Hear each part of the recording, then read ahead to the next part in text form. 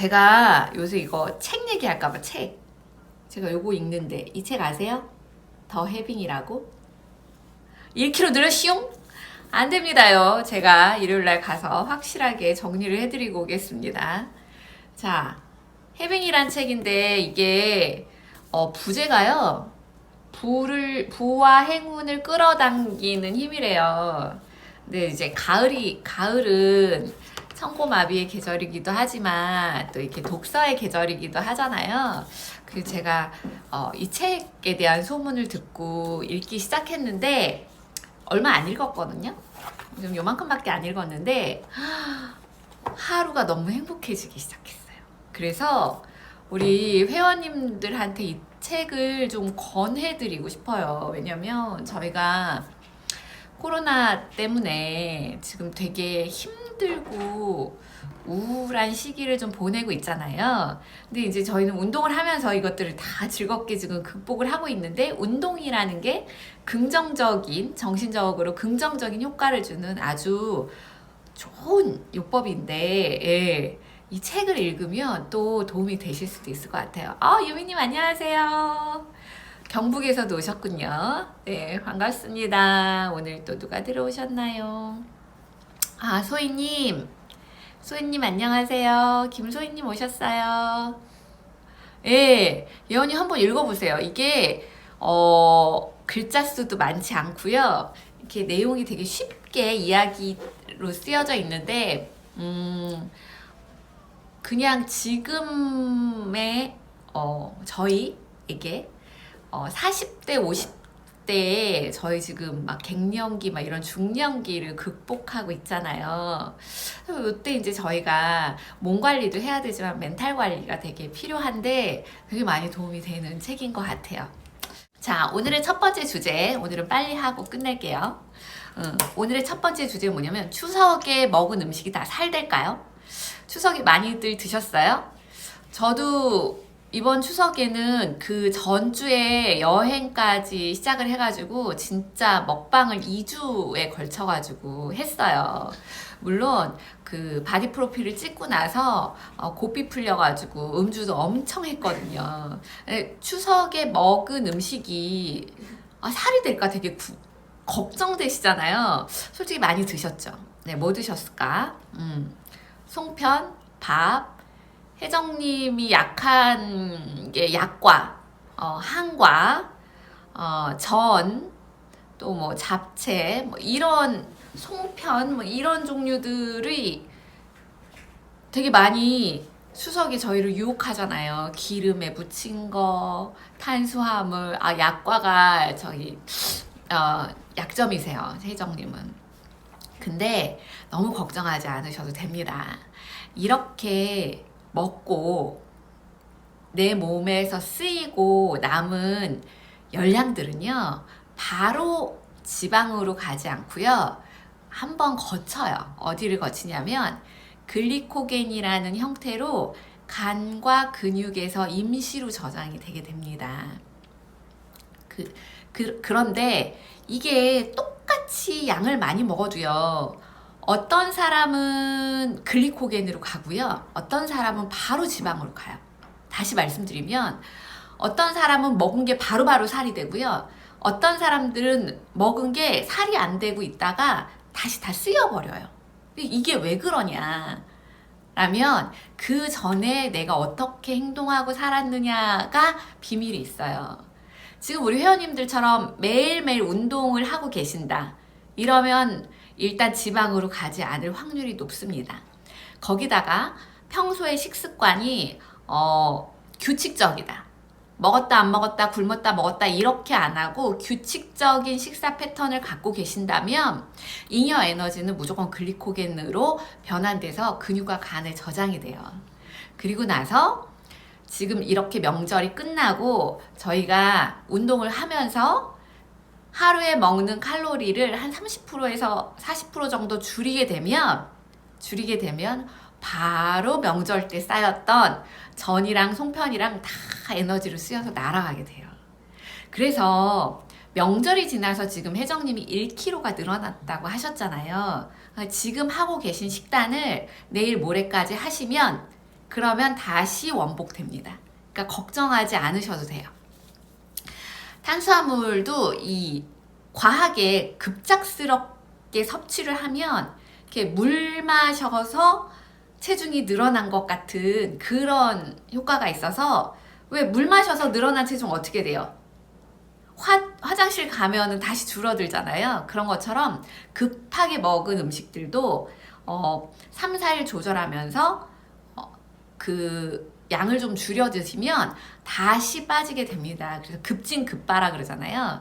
대신 급진 거를 계속해서 먹어주시면 이제 안 빠지는 걸로 다 가겠죠. 순미님 안녕하세요. 아, 오셨어요. 예. 추석 끝나고 보니까 너무 반갑다. 그쵸? 우리 다 추석 때 찐살 때문에 걱정인데 지금 뭐 500g 뭐 1kg 정도 늘었어도 걱정하지 않으셔도 된다라는 이야기를 하고 있었습니다. 지금처럼만 우리는 하면 된다. 그렇게 살이 빨리 찌지 않아요. 걱정하지 않으셔도 돼요. 그리고 내 몸은 글리코겐을 많이 저장하는 몸으로 바꿔야 된다. 자, 글리코겐과 지방의 저장 원리를 알려드릴게요. 글리코겐은요, 임시 저장이에요. 임시 저장. 임시 저장은 뭐냐면 일단 저장했다가 빨리 꺼내 써야지 이게 글리코겐이에요. 그래서 건강한 사람들, 근육 많은 사람들은 글리코겐의 형태로 많이 저장하고 있습니다. 그런데 맨날 굶었다 먹었다 굶었다 먹었다, 아까 누가 그러셨지? 맞아요. 그래서 자꾸 살찌나 봐요 이러셨잖아요. 근데 그렇게 되면 글리코겐으로는 조금만 저장하고 바로 지방으로 보내요. 지방은 뭐냐면 오래 저장할 애들. 그래서 빨리 쓸 애들 말고 오래 저장할 애들로 가는 체질이 바로 살찌는 체질이에요. 그래서 내 몸을 자꾸 살이 안 찌는 체질, 빨리빨리 에너지를 소비하고 탄수화물 대사가 잘 일어나는 체질로 바꿔주셔야 됩니다. 미즈님 반갑습니다. 네, 추석 지나고 보니까 너무 반갑죠. 예. 자, 순미님 제 방 봐주세요. 네. 자, 두 번째, 오늘 어떤 당을 먹어야 될까에 대해서 이야기해 드릴 거예요. 살이 찌는 게 제가 지난 방송을 통해서 알려드렸어요. 우리 몸에 지방을 만드는 것은 지방이 아니라 탄수화물이다. 그래서 어떤 당을 먹어야 될까? 반갑습니다. 미진님 너무 보고 싶었어요. 예. 어떤 당을 먹어야 되나 라고 고민을 할 거예요. 특히 요즘 막 스트레스 받으면 달달구리 너무 땡기잖아요. 설탕을 너무 먹고 싶은데 젤을 먹으면 분명히 살이 될 것 같다, 이런 생각을 하실 거예요. 그런데 단 것만 당이 아니라는 거예요. 탄수화물도 당입니다. 그래서 큰 의미로 탄수화물을 당이라고 봤을 때, 그럼 어떤 탄수화물, 어떤 당을 먹어야 될까, 그래야 살이 찌지 않을까를 고민해 보셔야 돼요. 그럴 때 우리가 보셔야 되는 개념이 있는데, 그게 바로 당 지수라는 거예요. 인숙님 안녕하세요. 신기반기. 제가 다다음 주쯤에는 줌이라고 해서 화상 미팅으로 저희 정모 한번 하려고 그래요. 다 같이 줌 어플 깔아가지고 얼굴 보면서 수다 떠는 정기 모임 한번 해보려고요. 예, 얼마나 호응을 해주실지 모르겠지만, 자, 다시 당지수로 돌아와서 그 탄수화물에는요 각각의 지수가 매겨져 있습니다. 어떤 지수냐면, 몸에 들어갔을 때 혈당을 급격히 올리느냐 아니면 서서히 올리느냐. 네, 예원님 맞아요. 감자보다 고구마가 당지수가 낮은 음식이에요. 이렇게 똑같은 탄수화물이지만 몸에 서서히 흡수되고 인슐린을 급하게 분출하지 않게 하는 게 낮은 당지수의 음식입니다. 그래서 당지수가 낮은 음식을 먹으면 혈당을 조절하는데 굉장히 도움이 되고, 당지수가 높은 음식을 먹게 되면 혈당이 너를 띠게 돼서 막 미친 듯이 배고팠다가 미친 듯이 배불렀다가 이런 상황이 발생을 하게 되는 거예요. 그러면은 당지수가 높은 음식, 낮은 음식이 뭐가 있을까? 예원님 말씀하신 것처럼 고구마는 당지수가 중간 정도의 등급입니다. 당지수가 높은 음식, 우리가 좋아하는 거, 설탕, 감자, 떡, 빵, 과자, 탄산음료, 아이스크림, 이런 애들은 이제 당지수가 높은 음식이죠. 딱 들어도 아 얘네는 바로바로 내 몸에서 흡수돼서 지방으로 가겠다라는 생각이 드실 거예요. 그리고 이제 꿀. 예. 꿀을 좋은 당이라고 생각해서 드시는 분이 있는데 그 당 얘기는 나중에 해드릴게요. 그 다음에 이제 중간 정도의 당지수를 가진 음식이 쌀밥, 그 다음에 뭐 스파게티, 뭐 밀가루 국수, 그 다음에 고구마, 옥수수, 바나나, 완두콩 이런 것들이 중간 정도의 당지수를 가진 음식이고요. 낮은 당지수, 진짜 서서히 들어오는 당, 하지만 꼭 필요한 탄수화물, 잡곡밥, 보리, 그 다음에 과일 중에서 포도, 배, 사과, 복숭아 이런 애들이 당지수가 낮아요. 그럼 먹어도 되겠네? 이렇게 하시겠지만 그 당지수가 낮지만 왜 과일의 당은 안 되는지는 또 뒤에 설명해 드릴게요. 그리고 미역 같은 해조류 이런 것들이 당지수가 낮은 음식입니다. 그래서 당지수 높은 음식과 낮은 음식을 바꿔 먹는 것, 이게 일단 첫 번째로 지켜야 될 원칙이죠. 어떤 당을 먹어야 할까라는 고민에서 당지수가 낮은 음식으로 바꿔 먹자. 과일 의외죠. 과일은 당지수가 되게 높을 것 같은데 낮은 음식 중에 하나입니다. 그런데요, 과일이 가지고 있는 당의 종류 때문에 살이 찌게 돼요. 당의 종류가 있는데 저희가 주로 알고 있는 단당류, 뭐 이당류, 이런 다당류 이런 거 하잖아요. 어떤 당이 있어요? 단당류. 단당류는 포도당과 과당이 있습니다. 여기에 이제 과일의 당이 나와요. 과일당은 과당, 밥에서 먹는 당은 포도당. 포도당과 과당은 어떤 차이가 있냐면 일단 포도당, 우리 몸에 어떤 탄수화물이 들어오든지 결국은 다 쪼개져가지고 뭐가 돼요? 포도당이 돼요.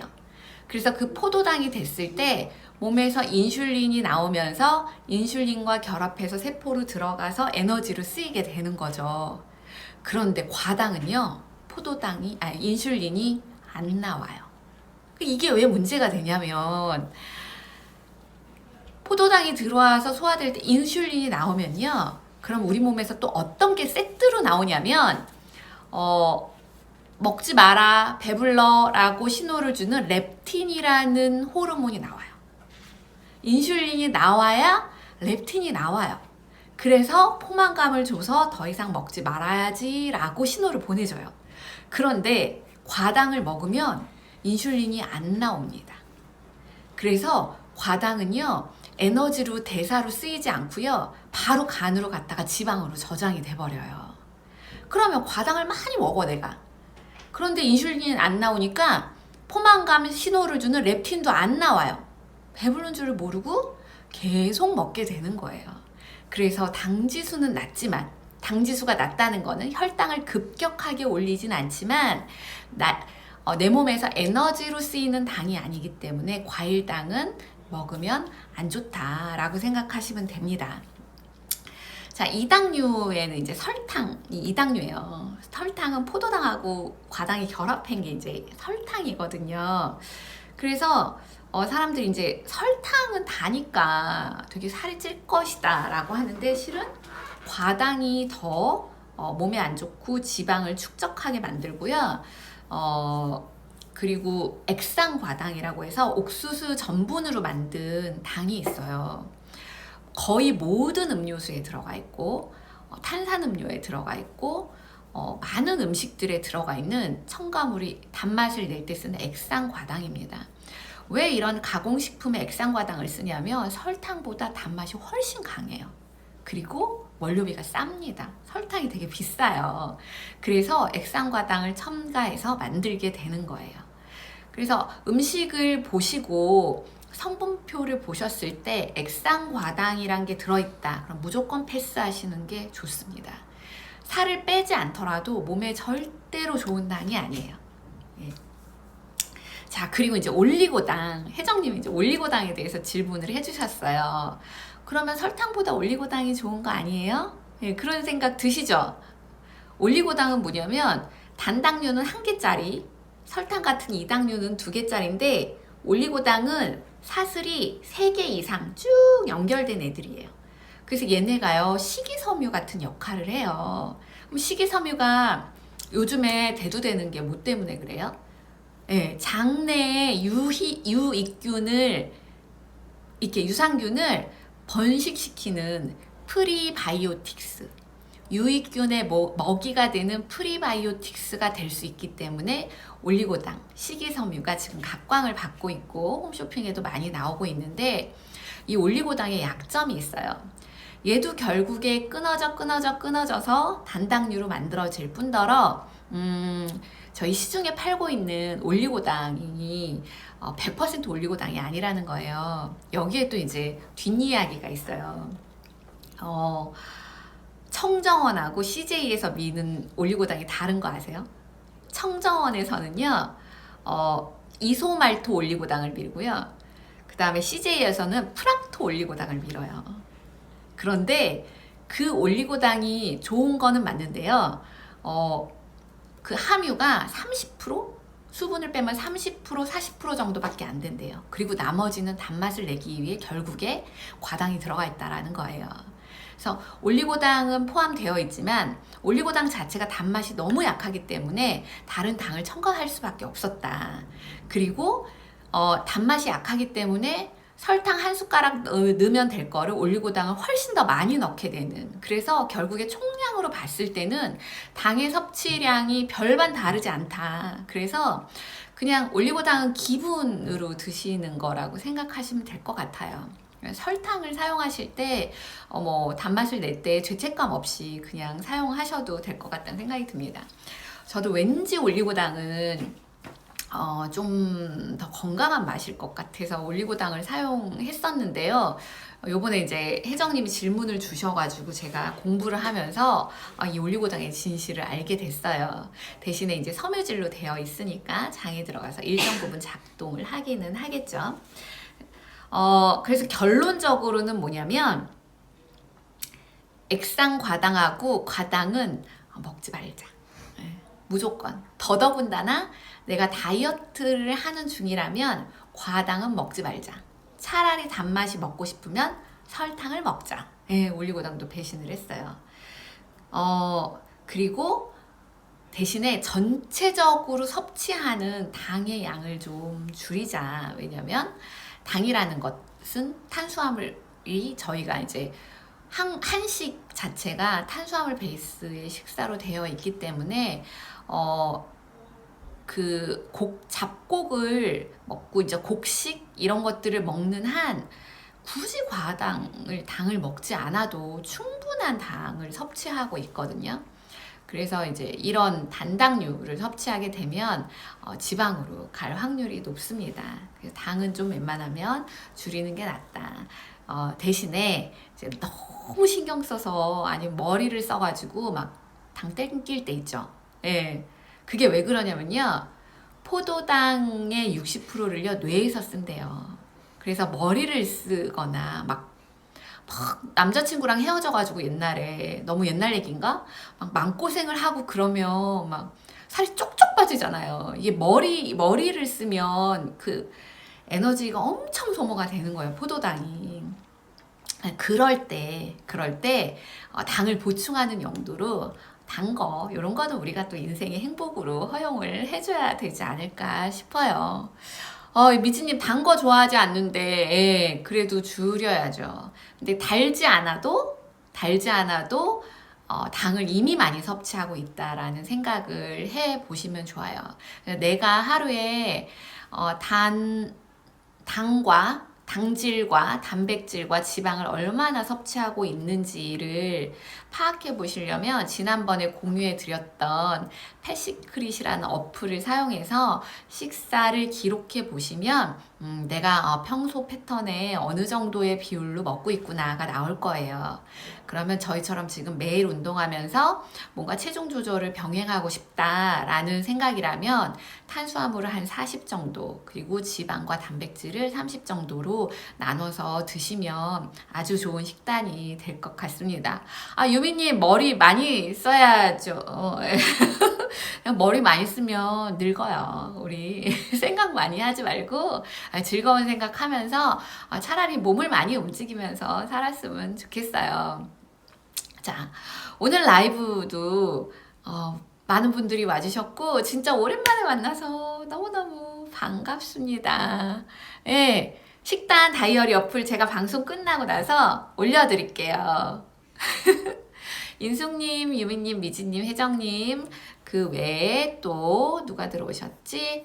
예, 가은님, 일산의 진희님, 혜미님, 너무너무 반가웠고요. 예, 이 영상은 재방송으로도 올려드리고 유튜브로도 또 올려드리겠습니다. 2주 만에 가을이 훅 왔어요. 우리 마음 또 쓸쓸해지는 계절이 왔는데 우리 같이 운동하면서 즐거움을 찾도록 해요. 끝내려고. 네. 대신에 다음 주에 더 풍성한 내용으로, 그리고 혹시라도 궁금한 건강이나 다이어트에 대해서 궁금한 내용이 있다면 요청해 주시면 제가 그 내용으로 준비해 가지고 돌아오도록 하겠습니다. 반가웠습니다. 안녕히 계세요.